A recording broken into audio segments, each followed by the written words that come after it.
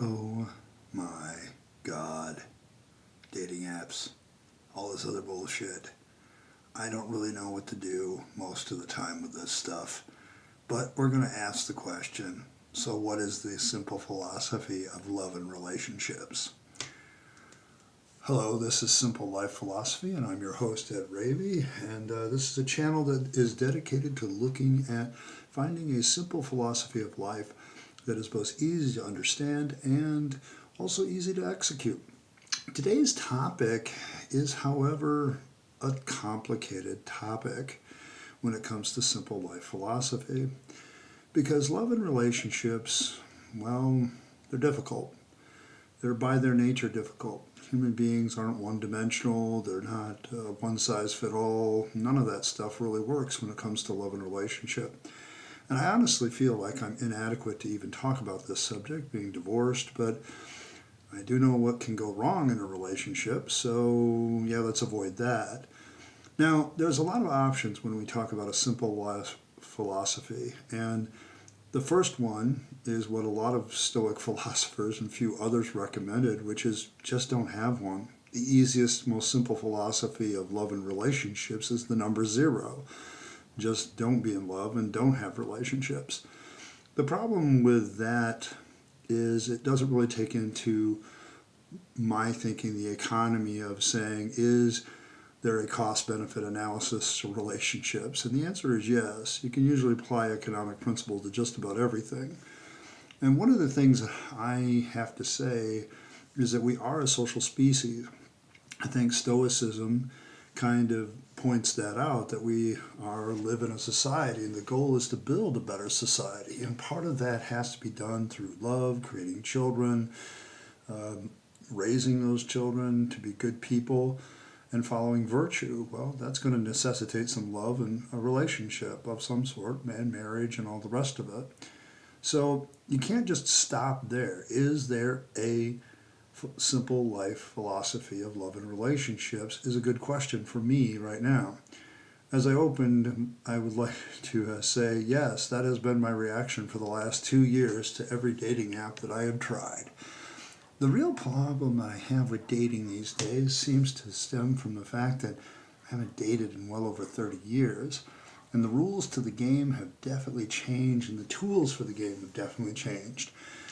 And the problem with it is, on the one hand, these internet apps allow you to actually connect with somebody that may share your interests, and you have a higher percentage chance of finding somebody that shares your interests, shares maybe your philosophy of life, or shares certain values that you have. The problem is also that a lot of these apps, you start to connect with these women, and then all of a sudden they just stop talking to you, they ghost you. And it's like, I don't always get that. I think also some of the things I've run into is unrealistic expectations. I think if you're going to have a simple life philosophy of dating, first of all, I think your expectations need to be simply realistic. Okay, I'm not looking for the perfect woman. Okay, I know such an animal does not exist. Okay, it is as fictional as a unicorn or minotaur. Okay, such a woman is in your head, and your fantasies are always better than reality. I'm not looking for the perfect body. I'm not looking for the perfect personality. I'm not looking for all of my interests to be in that package where every interest I have is the same interest that she has. I certainly don't care about the woman's career. She can work pretty much any job. My main interest for me, and I guess I kind of put it down there, that I'm trying to find a simple way of expressing what I'm looking for. I decided on three very basic things, and maybe these are simple, and maybe in the comments you guys can educate me about how they're not simple. But my first objective, I think, was if I'm going to be in a relationship with somebody, that means we have each other's back. There has to be some sort of fidelity and loyalty and willing to help us each other out. There's little point in being together if you're always going to be at odds. And instead, I think there should be some sort of unity of purpose, what you're trying to do with your relationship. What are you trying to achieve? And I think that is something that I want. I want somebody that when the chips are down for me, they can lift me up. When the chips are down for them, I'll gladly lift them up. I have a tendency to be very, very loving and caring when I'm very much in love. So there's something to think about. The second thing I was looking for is also kind of simple: peace. When I come home, I want peace of mind. I don't want somebody adding to my anxiety or adding to my list of things to do. I pretty much always have a good list of things to do, and I beat myself up constantly because I don't always achieve everything on my list. I'm not always the most faithful person to my routines and systems, and I get after myself for that enough as it is. I tend to be my own worst critic. And so I don't really need another critic. What I need is somebody that's an encourager, and I will be an encourager to them. When I come home, I want that to be the haven, my fortress of solitude, only with another person. I don't think that's too much to ask for. So drama, naggers, nope. And lastly, intimacy. And I'm not just talking about sex. I'm also talking about mental intimacy, where we share interests and we can have a decent conversation about things.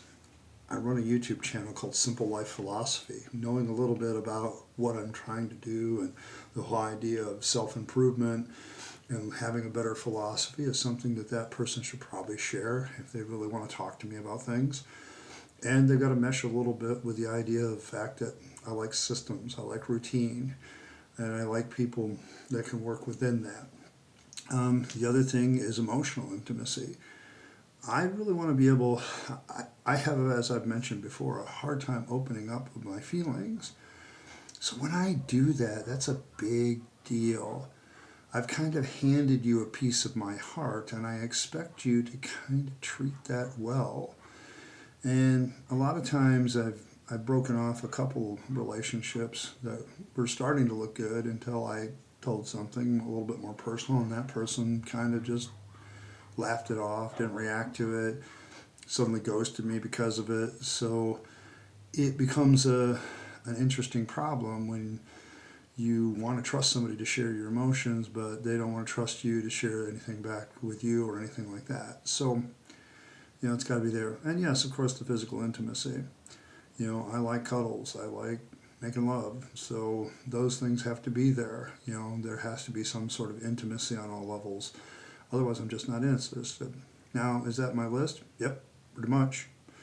I don't have much anything else.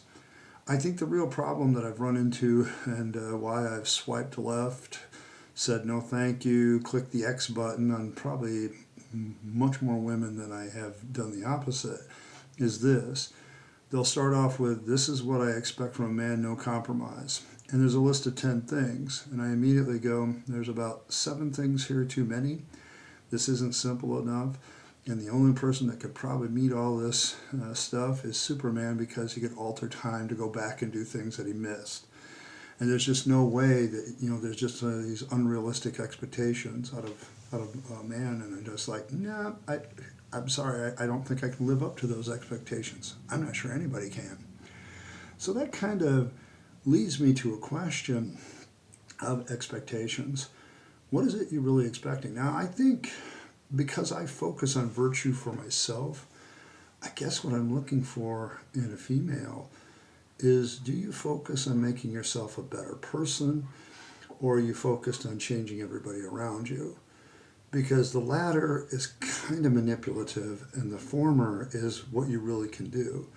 Do you accept the simple Stoic axiom of the only person you can really change is yourself, and you have to learn to control what you can control and learn what you cannot control? And I think in love and relationships, this is a big question that's constantly going on through the relationship. You can't control that other person. You can only influence them. You can only inspire them. At the end of the day, they're the ones that got to make the decisions about themselves and your relationship. So it's kind of where I think simple philosophy falls with relationships. Are you trying to just improve yourself and move along? And I think that's where I am right now. I'm like on my last 2 trials of dating apps, and pretty much at that point I'm kind of done with that route, and so I may have to pursue something else. but I'm just kind of looking for somebody to love me and I can love in return. That sounds overly simple, but in some ways I think that's what we're all kind of looking for. And once you get past all the other stuff, you can work on some of the other things. Nothing has to be perfect, but I do think it needs to be simple. Well, I want to thank you for stopping by, and today the comment section and into the future the comment section is open to anybody who has advice or ideas of how to take love and relationships and have a simple life philosophy about them. Is there a way to simplify the overly complicated world of dating these days, or have we kind of opened the bottle and the genie has escaped, and now we're just kind of stuck with the results? I guess I'll have to listen and read the comments to find out. I, of course, appreciate every like, share, and subscribe. I appreciate everybody who has followed me from various places to the channel. Continue to do what you can to help the channel grow. You are the ones that make this channel successful. And someday we're going to be looking at, that 100 subscribers, 500, 1,000, and we'll celebrate those milestones together as we grow this channel together. Once again, thank you for stopping by. This has been your host, Ed Raby, for Simple Life Philosophy, and I hope you have a great day.